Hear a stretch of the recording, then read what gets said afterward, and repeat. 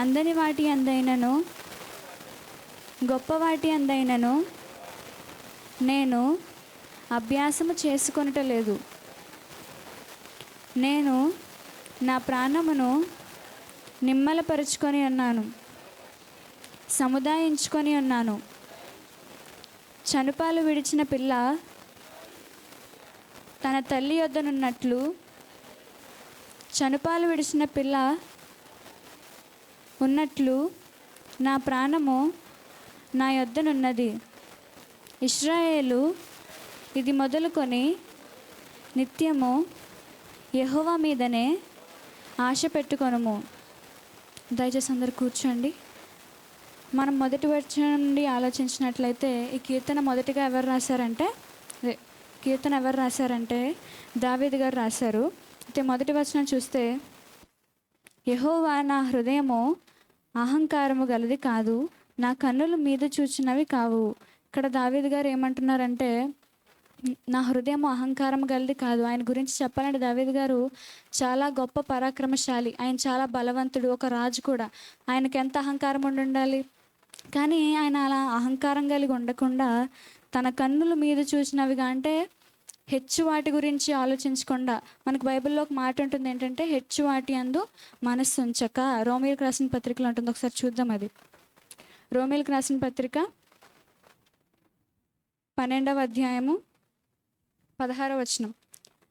ఏడ్చువారితో ఏడుడి, ఒకనితోనొకడు మనసు కలిసి ఉండి, హెచ్చువాటి అందు మనస్సు ఉంచక తగ్గువాటి అందు ఆసక్తులై ఉండి, మీకు మీరే బుద్ధిమంతులమని అనుకొనవద్దు. ఈ మాట మనకి ఏం చెప్తుందంటే, హెచ్చువాటి అందు అంటే ఎక్కువ స్థితి కలిగి ఉన్న వాటి గురించి ఆలోచించకుండా తగ్గువాటి అందు మాత్రమే ఆలోచించమని మాట చెప్తుంది మనకి.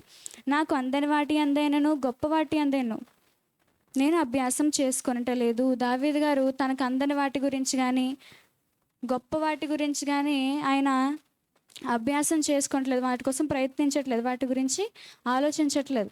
నేను నా ప్రాణమును నిమ్మలపరుచుకొని ఉన్నాను, సముదాయించుకొని ఉన్నాను. వాటి మీదకి తన ప్రాణం వెళ్ళకుండా, వాటి మీద తన మనసు వెళ్ళకుండా ఆయన ఏం చేస్తున్నాడంటే, తన ప్రాణాన్ని నిమ్మలపరుచుకొని ఉన్నాడంటే, నాకు వద్దు శాంతించు మనకు వద్దు అని చెప్పేసి తన ప్రాణానికి ఆయన చెప్పుకుంటున్నారు, సముదాయించుకుంటున్నారు, అంటే కంట్రోల్ చేసుకుంటున్నారు అనమాట. చనుపాలు విడిచిన పిల్ల తన తల్లి యొద్దనున్నట్లు, చనుపాలు విడిచిన పిల్ల ఉన్నట్లు నా ప్రాణం నా యొద్దనున్నది. పాలు విడిచిన పిల్ల ఎలా అయితే తన తల్లి దగ్గరే ఉంటుందో, అలాగే నా ప్రాణం కూడా నా యొద్ద ఉన్నది. అంటే ఈయన ఇక్కడ ఏమని చెప్తున్నారంటే, ఇప్పుడు మనల్ని నువ్వు ఇక్కడ ఉన్నావు కానీ నీ మనసు ఇక్కడ లేదు అంటుంటారు, అవునా?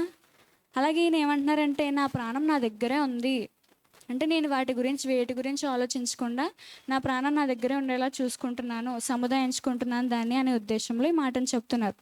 ఇశ్రాయేలు, ఇది మొదలుకొని నిత్యము యెహోవా మీదనే ఆశ పెట్టుకొనుము. ఈయన ఏం చెప్తున్నారంటే, ఇశ్రాయేలీలకి ఇప్పటి నుంచి నిత్యము యెహోవా మీదనే ఆశ పెట్టుకోను. మనం వేటి మీద ఆశ పెట్టుకోకూడదు. అందని వాటి గురించి కానీ గొప్ప వాటి గురించి కానీ మనం ఆశ పెట్టుకోకూడదు. వాటి మీదకి మన ప్రాణం వెళ్ళకుండా ఏం చేయాలంటే సముదాయించుకోవాలి, దాన్ని నిమ్మలపరుచుకోవాలి. మరి మనం ఎవరి మీద ఆశ పెట్టుకోవాలంటే దేవుని మీద ఆశ పెట్టుకోవాలి. కాబట్టి మీరు అందరూ కూడా దేవుని మీద, యెహోవా మీదనే ఆశ పెట్టుకొని మీ జీవితాన్ని కొనసాగిస్తారని కోరుకుంటూ ఈ నా మాటలు ముగిస్తున్నాను. దయచేసి అందరూ మరొకసారి లేచి నిలబడి